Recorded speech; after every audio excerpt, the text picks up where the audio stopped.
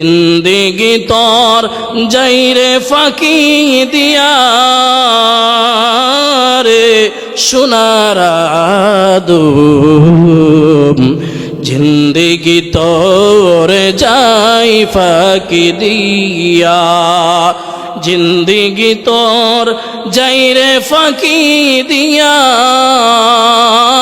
রে সোনার আদম, জিন্দেগি তোর যাই ফাঁকি দিয়া। ও আদম রে পাখ দরিয়া গেছে দাড়ি, দন্ত আছে গোটা ছাড়ি, সমন জারি গিয়াছে করিয়া। ও আদম রে পাক দরিয়া গেছে দাড়ি, দন্ত আছে গোটা ছাড়ি, সমন জারি গিয়াছে করিয়া রে সোনার আদম, জিন্দেগি তোর যাই ফাঁকি দিয়া, জিন্দেগি তোর যাই রে ফাঁকি দিয়া রে সোনার আদম, জিন্দেগি তোর যাই ফাঁকি দিয়া। ও আদম রে কামিনী রই কোলেতে, কাল ঘুমেতে রইলি তুই, সারা নিশি কাটাইলি তুই ঘুমায়া। ও আদম রে কামিনী রই কোলেতে, কাল ঘুমেতে রইলি তুই, সারা নিশি কাটাইলি তুই ঘুমায়া রে সোনার আদম, জিন্দেগি এ পৃথিবীর মধ্যে থাকার জায়গা না। এ পৃথিবীতে আসছি একা, যেতে হবে আমাদের একা।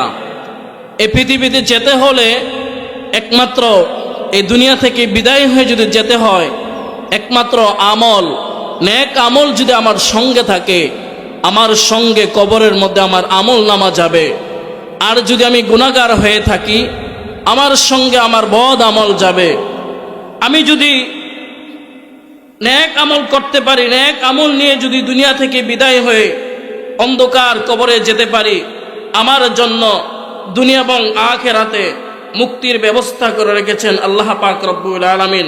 সেই জন্য আল্লাহ রাসূল সাল্লাল্লাহু আলাইহি ওয়াসাল্লাম হাদিস শরীফের মধ্যে বলেন, ক্বালা রাসূলুল্লাহ সাল্লাল্লাহু আলাইহি ওয়াসাল্লাম, রাসূল সাল্লাল্লাহু আলাইহি ওয়াসাল্লাম বলেন, ইজা মাতা আল ইনসানু ক্বাতাআ আমালুহু ইল্লা মিন সালাসাতি, মৃত্যুর ব্যক্তির সাথে মৃত্যুর সময় ওই ব্যক্তির দুনিয়ার সমস্ত আমলগুলি বন্ধ হয়ে যাবে। ওই মৃত্যু ব্যক্তির সঙ্গে শুধু তিনটি আমলে মৃত্যুর সঙ্গে যাবে। এক নম্বর হচ্ছে ওই ব্যক্তি যদি আমল নামা যদি বেশি বেশি করতে পারে, ওই মৃত ব্যক্তির সঙ্গে রাসূল সাল্লাল্লাহু আলাইহি সাল্লাম বলেন, মান সাদাকাতিন জারিয়াতিন ওয়া ইলমিন ইউনতাফাউ বিহি, এক নম্বর সদকে জারিয়া, দুই নম্বর এলেম, যার দ্বারা মানুষ এলেম শিখে আলেম হয়েছে, যার দ্বারা মানুষ উপকৃত হয়েছে ওই ব্যক্তি। তিন নম্বর রাসূল করিম সাল্লাল্লাহু আলাইহি ওয়াসাল্লাম বলেন, ওয়া ওয়ালাদিহিন সলিহিন ইউদউ লাহু। তিন নম্বর রাসূল করিম সাল্লাল্লাহু আলাইহি ওয়াসাল্লাম বলেন, এমন সন্তান রেখে গিয়েছেন যে সন্তান আপনি কোরআন শিক্ষা দিয়েছেন, ইসলামিক হাদিস শিক্ষা দিয়েছেন, বিভিন্ন ইসলামিক জ্ঞান তাকে শিক্ষা দিয়েছেন। ওই জ্ঞান অর্জন সন্তানকে দুনিয়াতে রেখে আপনি গিয়েছেন, ওই সন্তানের ওই নেক সন্তান যদি আপনার জন্য, আপনি বাবা, আপনি মার জন্য যদি আপনি মারা যাওয়ার পর ওই নেক্সট সন্তান দুনিয়াতে থাকা অবস্থায় আপনার জন্য যদি দোয়া করে, এই নেক্সট সন্তানের বিনিময়ে আপনি কবরে শুয়ে শুয়ে এই আমল নামাগুলি পেতে থাকবেন। শুধু তাই নয়, রাসূল করিম সাল্লাল্লাহু আলাইহি ওয়াসাল্লাম আরো বলেন, যদি কোনো ব্যক্তি এই দুনিয়া থেকে, এই পৃথিবী থেকে বিদায় হয়ে যায়, ওই ব্যক্তির সঙ্গে শুধু মৃত্যু ছাড়া ওই ব্যক্তি যখন মারা যাবে, ওই ব্যক্তি মারা যাওয়ার পর তার দুনিয়ার যত আমল নামা আছে সমস্ত আমল নামাগুলি বান্দার বন্ধ হয়ে যাবে। কিন্তু রাসূল করিম সাল্লাল্লাহু আলাইহি ওয়াসাল্লাম বলেন, মৃত্যুর পরে বান্দা কবরের মধ্যে 5টি আমল শুয়ে শুয়ে পাইতে থাকবে। এর মধ্যে 1 নম্বর হচ্ছে, যদি কোনো ওই বান্দা যদি 1 নম্বরে ইলমে দ্বীন শিক্ষা দিয়ে যাইতে পারে, 2 নম্বরে নেক সন্তান রেখে যেতে পারে, 3 নম্বরে মাদ্রাসা মসজিদে প্রতিষ্ঠান করিয়া দিয়ে যাওয়া এবং তাহাতে দান সৎকা করে দিয়ে যাওয়া, 4 নম্বর ইলমে দ্বীন কোরআন হাদিস মাসলা মাসাইল কিতাব লিখিয়া যাওয়া, 5 নম্বর মুসাফির খানা পানির কূপ সদকায়ে জারিয়া করে দিয়ে যাওয়া। এই 5টি জিনিস যদি কোনো ব্যক্তি, যদি কোনো বান্দা দুনিয়াতে রেখে মরতে পারে, এই 5 জিনিসের বিনিময়ে ওই ব্যক্তি কবরের মধ্যে শুয়ে শুয়ে এই আমল নামাগুলি পেতে থাকবে। বলেন সুবহানাল্লাহ। কিন্তু আমরা মানুষ, আমরা মুসলমান, আমরা শুধু দুনিয়ার জন্য ব্যস্ততার মধ্যে পড়ে থাকি, আমল নামা করতে চাই না। আমাদের দৈনন্দিন দরকার, জীবনে যত অন্যায় অপরাধ আছে সমস্ত অন্যায় অপরাধগুলি ভুলে গিয়ে একমাত্র মাওলার ইবাদত বন্দেগী করা, কিন্তু আমরা করতে চাই না। আজকাল আমাদের দেশের মধ্যে দেখা যায় ভাইয়ে ভাইয়ে দ্বন্দ্ব, ভাইয়ে ভাইয়ে ঝগড়া, জায়গা জমি নিয়ে ঝগড়া, এক ভাই আরেক ভাইকে দেখতে না, চাচা বাতিজাকে দেখতে না, চাচা বাতিজার কাছ থেকে জমির পানা, চাচা বাতিজার কাছ থেকে জমির পানা, এরকম করে আমাদের দেশে বহু জায়গা দেখা যায় জমি জমা নিয়ে, অর্থ সম্পদ নিয়ে ঝগড়া বিবাদ হয়।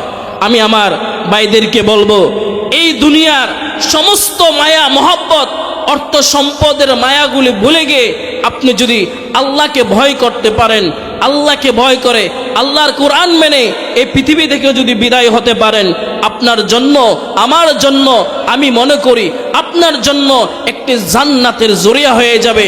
আপনি যদি দুনিয়া থেকে আমল করে ইখলাসের সাথে এই পৃথিবী থেকে ইখলাসের সাথে আমল করে এই পৃথিবী থেকে যদি আপনি বিদায় হতে পারেন, ওই আমলগুলি আপনার সঙ্গে আপনার কবরে যাবে। আমার ভাইয়েরা, আল্লাহ পাক রব্বুল আলামিন কোরআনে কারীমের মধ্যে বলেন, কুল্লু নাফসিন যায়িকাতুল মাউত, মৃত্যু থেকে বান্দা তুমি কোনো কিছুতেই এড়াইতে পারবে না। মৃত্যু একদিন তোমাকে ধরবে। লিকুল্লি উম্মাতিন আজালুন, মৃত্যু থেকে কোন বান্দা এড়াইতে পারে নাই, মৃত্যু থেকে কোনো বান্দা পলায়ন করতে পারে নাই, তুমিও পলায়ন করতে পারবে না। বান্দা, আমি আল্লাহ জমিনের মধ্যে পাঠিয়েছি একমাত্র আমার ইবাদত বন্দেগী করার জন্য।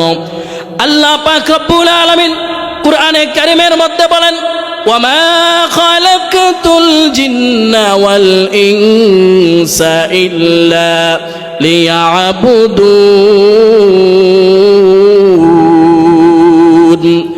আল্লাহ পাক রব্বুল আলামিন বলেন, আমি আল্লাহ মানুষকে সৃষ্টি করি নাই। আল্লাহ পাক রব্বুল আলামিন আবার বলেন, আমি মানুষকে সৃষ্টি করেছি এবং জিন জাতিকে সৃষ্টি করেছি একমাত্র আমার ইবাদত বন্দেগী করার জন্য।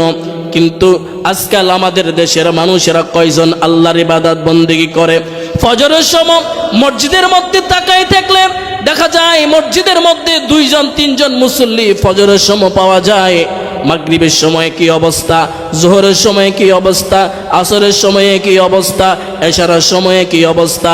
না রে ভাই, না না না। আল্লাহ পাক রব্বুল আলামিন এত সুন্দর করে, এত মায়া করে, মহাব্বত করে আপনাকে জমিনে পাঠিয়েছেন একমাত্র আল্লাহর ইবাদত করার জন্য। আল্লাহ পাক রব্বুল আলামিন কোরআনে কারীমের মধ্যে বলেন, আলাম নাজআল লাহু আইনাইনি ওয়া লিসানান ওয়া শাফাতাইন। আল্লাহ পাক রব্বুল আলামিন বলেন, আমি আমি কি বান্দা তোমাকে দুইটি চোখ, দুইটি হাত, দুইটি পা আর সমস্ত অঙ্গ পতঙ্গ মাথা থেকে পা পর্যন্ত আমি কি আল্লাহ তোমাকে বানাই নাই? আমি আল্লাহ তোমাকে এত দয়া করে, মায়া করে, মহাব্বত করে জমিনের মধ্যে বানায় আমি আল্লাহ পাঠাইছি, কিন্তু তুমি আমার নাফরমানি করতেছো, আমার ইবাদত বন্দেগী করো না, আমার নাফরমানি করতেছো।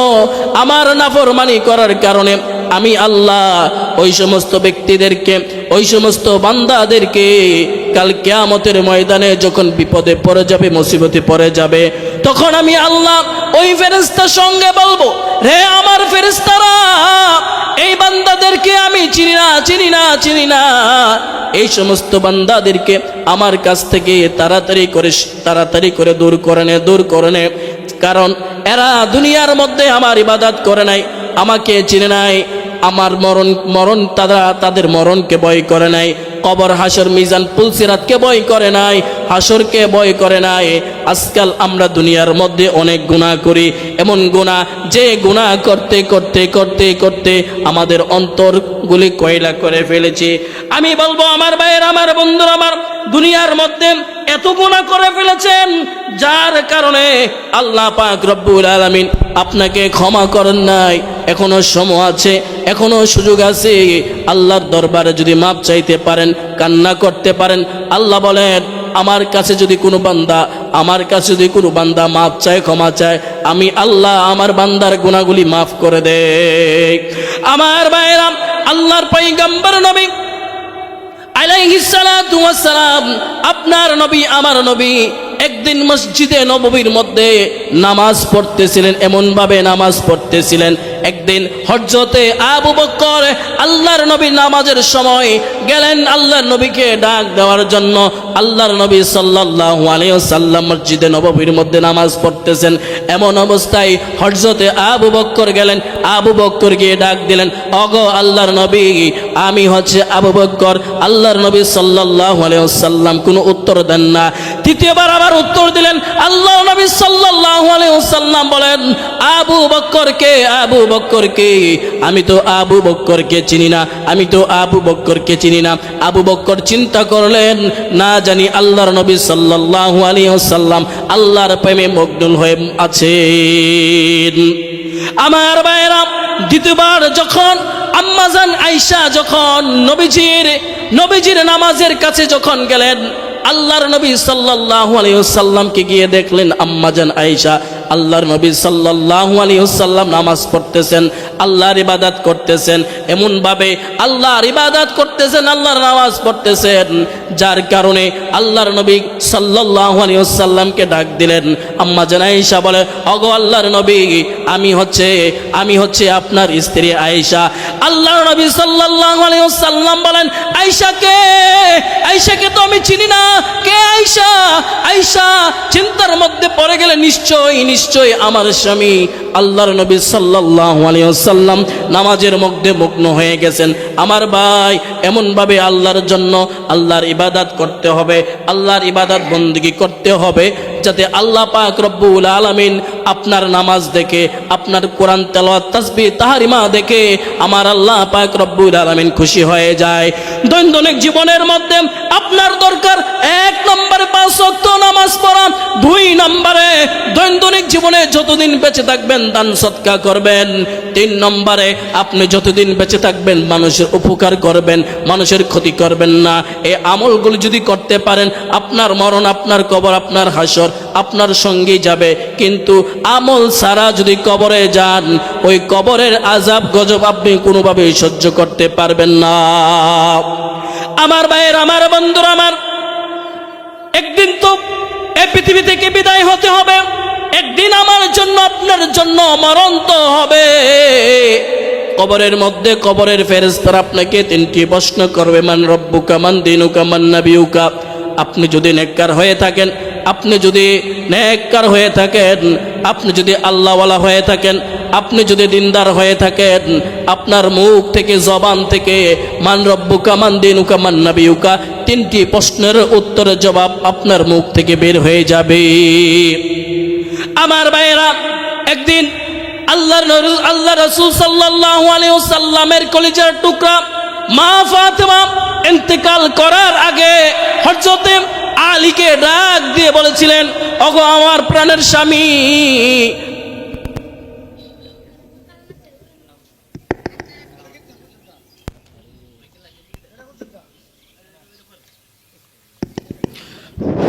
ওগো প্রাণের স্বামী, আমি তো দুনিয়ার মধ্যে বেশি দিন মনে হয় থাকবো না। আমার মনে হয় জিন্দেগির মধ্যে হায়াত শেষ হয়ে যাবে। এবং ইমাম হাসান এবং হুসাইন তার দুই সন্তানকেও ডাক দিলেন, ডাক দিয়ে আনলেন। আনার পর হাসান এবং হুসাইনকেও বললেন, ওরে আমার সন্তানরা, আমি মনে হয় বেশি দিন বাঁচবো না, আমি মনে হয় বেশি দিন থাকবো না দুনিয়ার মধ্যে। আমার মনে হয় মৃত্যুর সময় গড়িয়ে গিয়েছে, মৃত্যুর সময় গড়িয়ে গিয়েছে। মা ফাতেমা সন্তানকে বললেন, তার স্বামীকে বললেন, আমি যখন মারা যাব, আমি যখন পৃথিবী থেকে বিদায় হয়ে যাব, আমি যখন মারা যায়, আমার লাশটাকে সাথে সাথে দাফন কাফন করে মাটি দিয়ে দেবে, দেরি করবে না। আমার লাশটাকে যদি দেরি করে মাটি দাও বা দিনের বেলা যদি মাটি দাও, তাহলে সাহাবায়ে কেরামদের কান্নার হুল পড়ে যাবে। সাহাবায়ে কেরামরা আমার লাশের দিকে তাকিয়ে থাকবে আর মনে মনে বলবে, আল্লাহ রাসূল সাল্লাল্লাহু আলাইহি ওয়াসাল্লামের কলিজার টুকরা মা ফাতেমা না জানি কত সুন্দর ছিল, না জানি কত লম্বা ছিল। এই সমস্ত অনেকেরা আমার লাশটাকে দেখে অনেকরা বিভ্রান্ত করবে, অনেকে মনে মনে খারাপ কুবাব আনবে। সেজন্য আমি তোমাদেরকে বলে যাই, আমি যখন মারা যাব, সঙ্গে সঙ্গে আমাকে দাফন কাফন করে আমাকে মাটি দিয়ে দিবি। আম্মা জান মা ফাতেমা যখন মারা গেলেন, ইন্তেকাল করার পর আম্মা জান মা ফাতেমার কবরের মধ্যে হযরতে আবু যর গিফারি তার কবর খনন করলেন। কবর খনন করার পর ওই কবরের মধ্যে হযরত আবু যর গিফারি নামলেন। নেমে ওই কবরকে প্রশ্ন করলেন, রে কবর, তোর মধ্যে কাকে রাখবো তুই কি জানোস নি? তোর মধ্যে যাকে রাখবো তিনি হচ্ছেন মহিলাদের সর্দারিনী মা ফাতেমা। কবর কোনো আওয়াজ দেন না, কবর কোনো আওয়াজ দেন না। দ্বিতীয়বার আবার কবরকে প্রশ্ন করলেন, রে কবরের মাটি, তোর মধ্যে কাকে রাখবো তুই কি জানোস নি? তোর মধ্যে যাকে রাখবো তিনি হচ্ছেন হযরতে আলীর স্ত্রী। কবরের মাটি কোনো আওয়াজ দেন না। তৃতীয়বার আবার কবরকে ডাক দিলেন, রে কবর, তোর মধ্যে কাকে রাখবো তুই কি জানোস নি? কবর রে, তোর মধ্যে যাকে রাখবো তিনি হচ্ছেন হযরতে ইমাম হাসান এবং হুসাইনের মা, হযরতে ইমাম হাসান এবং হুসাইনের মা ফাতেমা। হ্যাঁ কবর, কোন রকম কোন ধরনের খারাপ ব্যবহার করবি না, খারাপ আচরণ করবি না। কবর কোনো উত্তর দেন না। আবার কবরকে প্রশ্ন করলেন, রে কবর, তোর মধ্যে কাকে রাখবো তুই জানোস নি? তোর মধ্যে যাকে রাখবো তিনি হচ্ছেন আর কেউ না, তিনি হচ্ছেন আল্লাহ রাসূল সাল্লাল্লাহু আলাইহি ওয়াসাল্লামের কলিজার টুকরা মা ফাতেমা। কবরের মাটি আওয়াজ দেন না। হযরতে আবু যর গিফারি কবর থেকে উঠে দাঁড়ালেন। হঠাৎ করে পিছন দিক থেকে কবর আওয়াজ দিলেন, হে আবু যর গিফারি, শুনে যাও, আমি হযরতে আলীর স্ত্রীকে চিনি না, আমি মা ফাতেমাকে চিনি না, আমি হাসান হুসাইনের মাকে চিনি না, আমি রসুলের কন্যাকে চিনি না। আমি চিনি আমার কবরের মধ্যে যে নেক আমল নিয়ে আসতে পারবে তার সঙ্গে আমি কবরের মাঠে ভালো আচরণ করব, ভালো ব্যবহার করব। খবরদার, দুনিয়া থেকে যদি কোনো ব্যক্তি আমল ছাড়া যদি দুনিয়া থেকে আসে, তাহলে আমি কবর অবশ্যই ওই ব্যক্তির সঙ্গে খারাপ আচরণ করব। আমি কবর অবশ্যই ওই ব্যক্তির সঙ্গে খারাপ ব্যবহার করব। সেজন্য আমার ভাইয়ের, আমার বন্ধুরা, আমার দুঃখের সহিতে বলে যায়, এই পৃথিবী থেকে বিদায় হতে হলে একমাত্র দৈনন্দিন জীবনে আমাদের দরকার 5 ওয়াক্ত নামাজ পড়া, কোরআন তেলাওয়াত করা, দান সদকা করা। এগুলি যদি আপনি করতে পারেন, আপনার কবরে আপনার হাসর মিজান পুলসিরাতে আপনি এই আমলগুলার জন্য আপনি এই কয়েকটা আমল করতে যদি পারেন, আপনি কবরে যাওয়ার পর এই আমলগুলি আপনি পেতে থাকবেন। জিন্দেগি তোর যাইরে ফাঁকি দিয়া রে সোনার আদম, জিন্দেগি তোর যাই ফাঁকি দিয়া, জিন্দেগি তোর যাইরে ফাঁকি দিয়া রে সোনার আদম, জিন্দেগি তোর যাই ফাঁকি দিয়া। ও আদম রে পাখ দরিয়া গেছে দাড়ি, দন্ত আছে গোটা চারি, সমন জারি গিয়াছে করিয়া। ও আদম রে